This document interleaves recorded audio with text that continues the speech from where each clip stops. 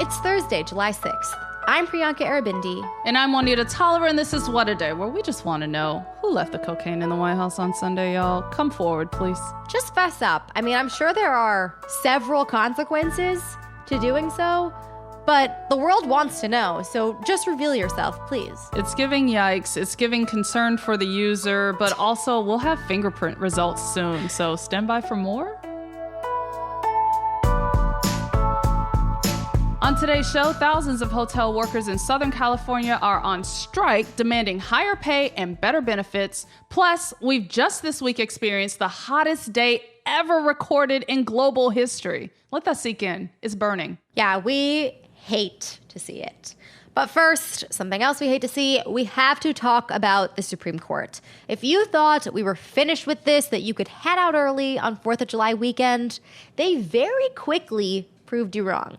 On the very last day of their term, Friday, June 30th, the court issued two monumental 6-3 decisions. The first of which blocked President Biden's student loan forgiveness program, and the second limited protections for LGBTQ plus people in the United States. I feel like we need to categorize this as the conservative right-wing crazies on the Supreme Court issued monumental decisions, but let's break down these cases and discuss what happens now. That is absolutely true. Let's start with the student loan decision. So as the kids of TikTok would say, something not so chill happened. The court's conservatives blocked the Biden administration's plan to forgive up to $20,000 in federal student loans for millions of Americans. Chief Justice John Roberts wrote for the majority, saying that the decision here was not about what was being done, but about who has the authority to do it. Basically saying that Congress would need to forgive student loans. Biden couldn't do it on his own under the 2003 HEROES Act, as he was trying to do with this program. And we know this spells bad news for, people who look like me, black and brown, who, are women who suffer the most from these wage gaps that perpetuate wealth inequality. But let's talk about specifically what this means for the borrowers who are expecting a little something on their loans to be forgiven through this program. This plan would have provided relief to 1 in 8 Americans. For half of those people, it would have wiped out their student debt completely. So, we just cannot overstate the impact that this plan would have had. So the fact that this isn't happening anymore, it's an understatement to say it's a huge disappointment. It will certainly leave people feeling disillusioned. It will certainly have major financial impacts on their lives. It's really not good. And because it's not happening, this will mean that borrowers will have to start repaying their loans once again, actually somewhat soon. According to a spokesperson for the Education Department, student loan interest will resume on September 1st, and payments will be due again starting in October.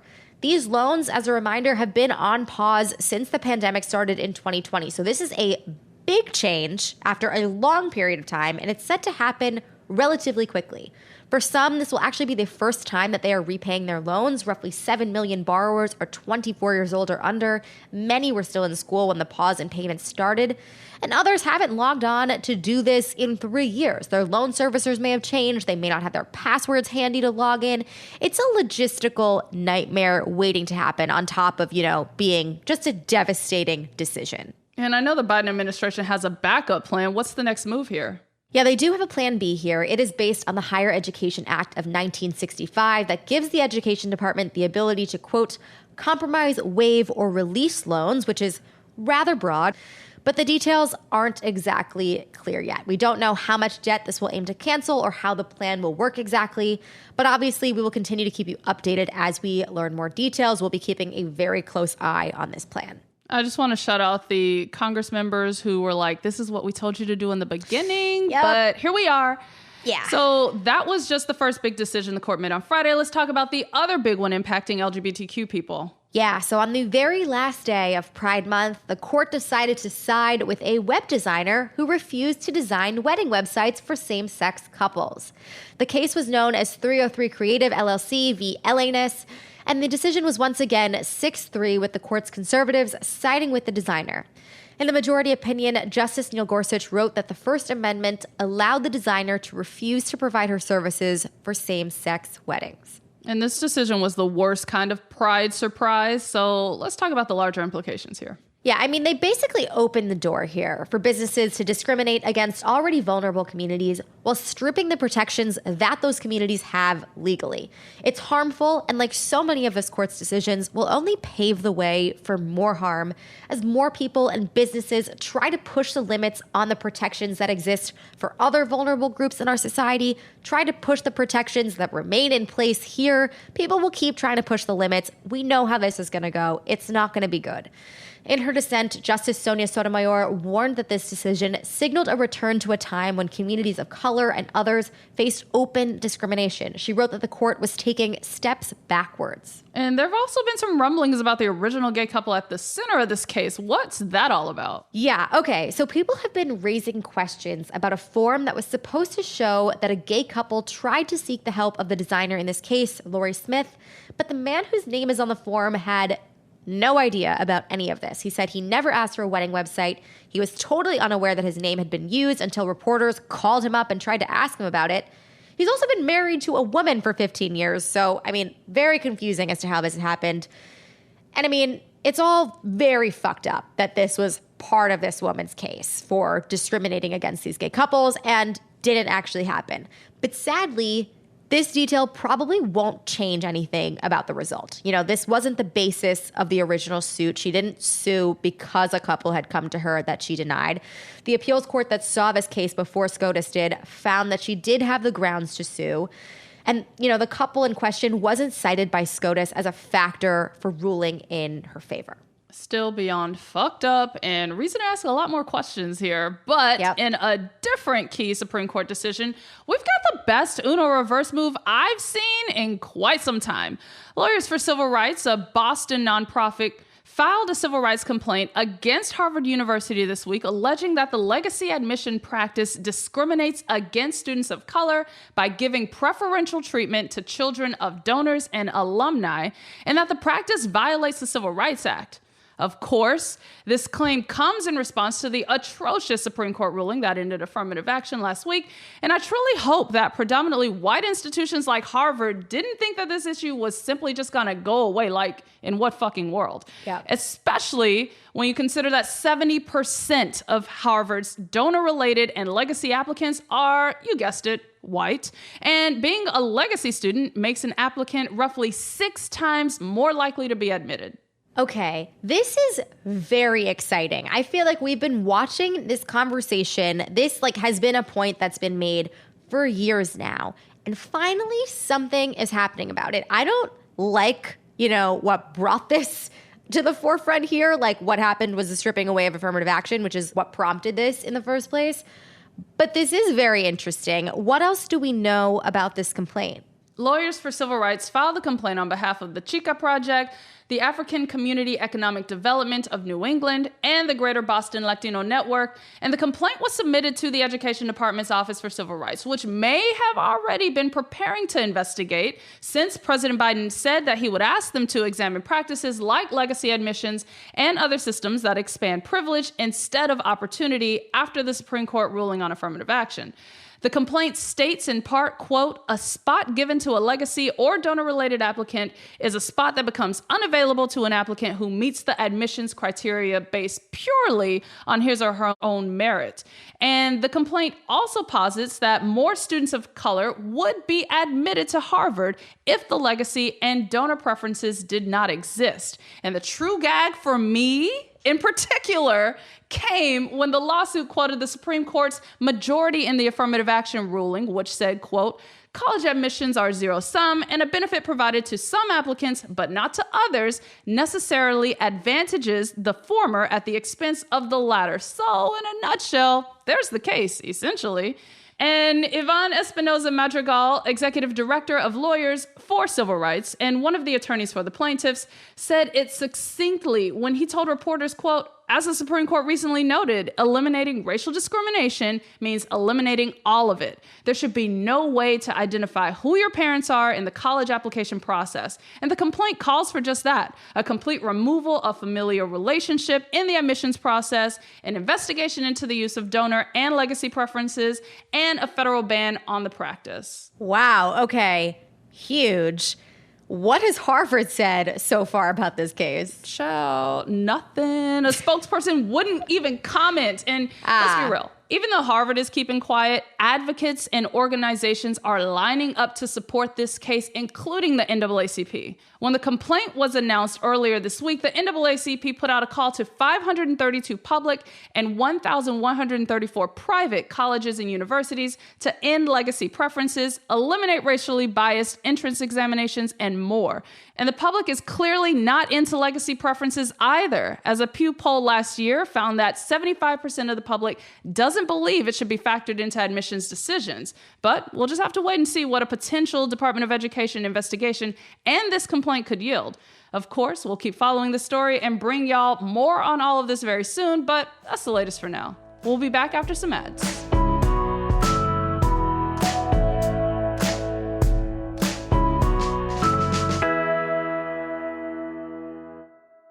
Support for Pod Save the World comes from Wise, the account that lets you send, spend, and receive money internationally.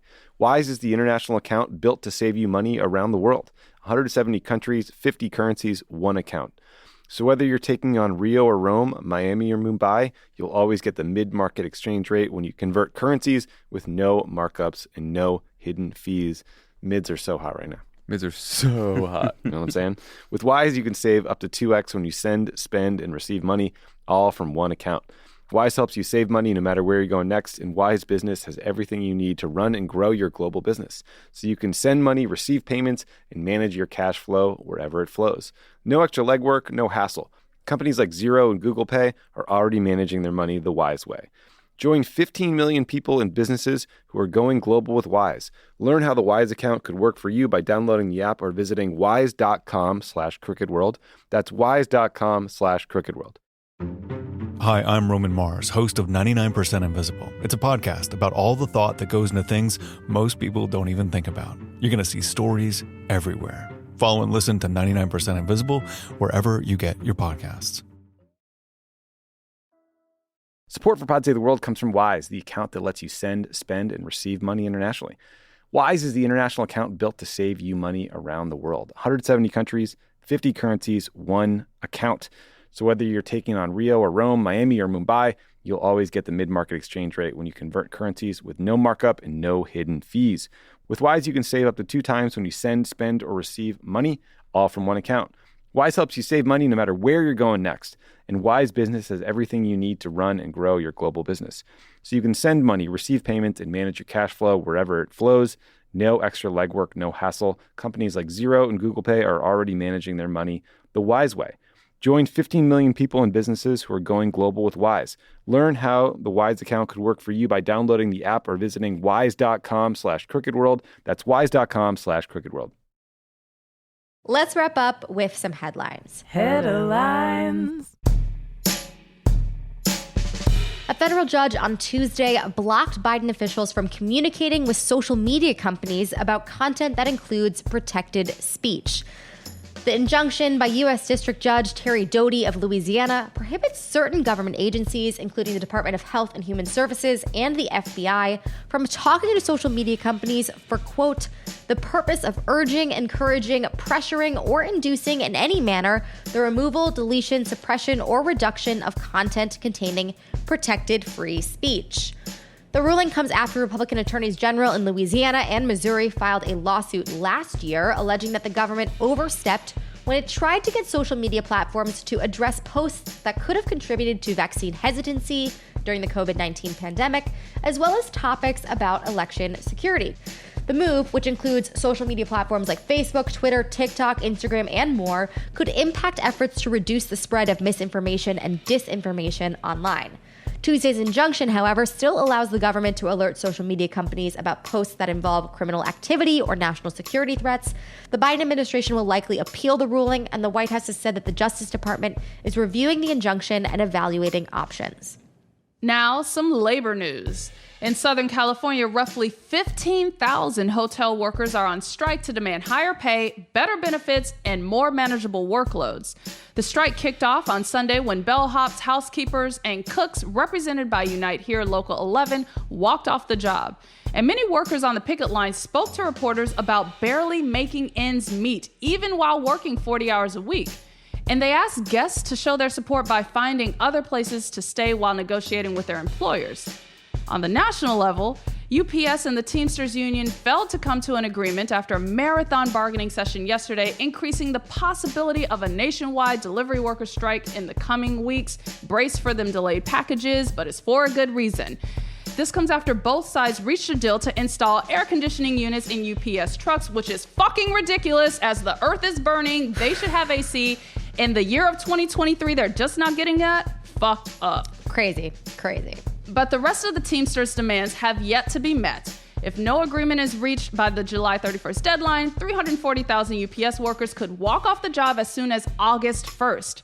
And finally, SAG-AFTRA and the Alliance of Motion Picture and Television Producers extended contract negotiations through July 12th, temporarily averting a possible actors' strike. The expiration date for their current contract was initially set for midnight, June 30th. But after both parties failed to come to an agreement, SAG-AFTRA said it will give the Alliance a few more days to either meet their demands or watch them join Hollywood writers on the picket lines. I've said it once, I'll say it again. Strike, everybody, strike. Get what you need, get what you deserve. And especially, I just want to shout out the most important people in hotels, the bellhops, the housekeepers, and the cooks, because Hell yeah. You deserve more. Yeah, you do. And if you need to strike to get it, we support you. Solidarity.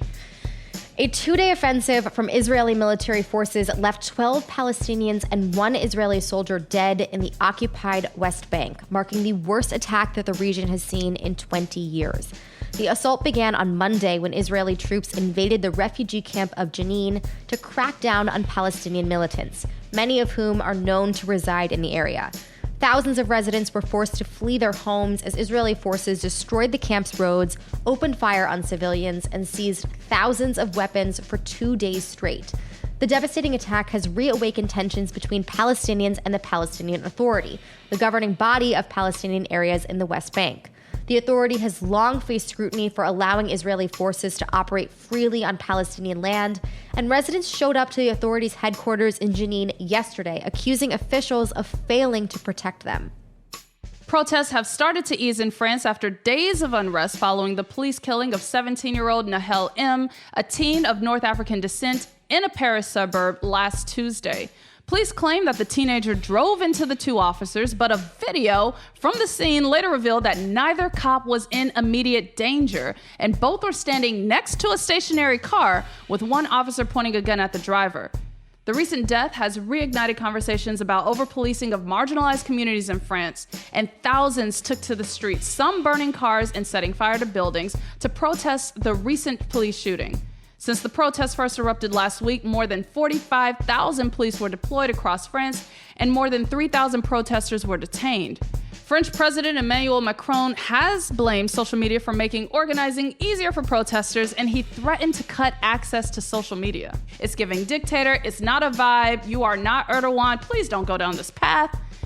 Yesterday, the French government tried to backtrack on Macron's statements by saying that the president wasn't threatening a general blackout of social media, just the occasional and temporary suspensions. Like, sir, you're already trying to raise the retirement age and you saw what that got you. Now you're trying to take away social media because they organize so good? Like, fuck out of here. Don't do this to yourself. That's not okay. I mean, it's not okay when the other countries do it, but like, come on. No, that's just a no. And finally, Monday's average global temperature reached 62.62 degrees Fahrenheit, breaking the August 2016 record of 62.46 degrees Fahrenheit.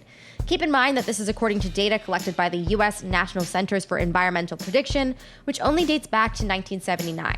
The increasing average temperature in the last several decades is hugely indicative of human-induced climate change, but it's also likely affected by the natural climate phenomenon El Niño, which tends to bring warmer temperatures. But experts warn that this most recent record could be broken several more times this year. And I feel like a broken record saying this, but you should know by now that climate change means that this extreme heat that we've been seeing in the American South and in other parts of the world is only going to get more frequent and more severe. At this point, I think we're all the dog in the burning house cartoon, right? This is fine. It's actually not. We're all gonna burn. I mean, the earth is burning already. Yeah, it is absolutely not fine. Very alarming also that we hit the new high today and will probably continue hitting highs this year when we haven't since 2016? Like, that's quite a while, actually. That shouldn't make us feel good. I feel like we also got to shout out all those climate deniers who are lawmakers and policymakers who still will block any effort to rectify the situation. So fuck those guys. There's that. And those are the headlines. One more thing before we go. Court is adjourned, and as the justices speed off on their undisclosed vacations of choice, Strict Scrutiny is here to give you all the news you need to know from this Supreme Court term. Join your favorite constitutional law professors, Leah, Kate, and Melissa, as they recap what went down this session, reliving some of the best moments in oral arguments, and previewing the upcoming cases that scare them for next term. Whether you're a law student, political junkie, or have no clue what any of these decisions mean, Strict Scrutiny has got you covered. New episodes drop every Monday. Search for Strict Scrutiny wherever you get your podcasts. That is all for today. If you like the show, make sure you subscribe, leave a review, make sure not to cross the picket line, and tell your friends to listen. And if you're into reading and not just how to lessen the impacts of climate change like me, What A Day is also a nightly newsletter. Check it out and subscribe at crooked.com/subscribe. I'm Juanita Tolliver. I'm Priyanka Arabindi. And this is not fine. Not at all. We literally have nonstop fires to the north. We have ocean rising on both coasts. Like, we got tornadoes and hurricanes in the middle. There is no running or escaping this fucked up reality. Is that why all the rich people are going to space and the bottom of the ocean? Yikes. What a Day is a production of Crooked Media. It's recorded and mixed by Bill Lance. Our show's producer is Itzi Quintanilla. Raven Yamamoto and Natalie Bettendorf are our associate producers. Our intern is Ryan Cochran. And our senior producer is Lita Martinez. Our theme music is by Colin Gilliard and Kashalka.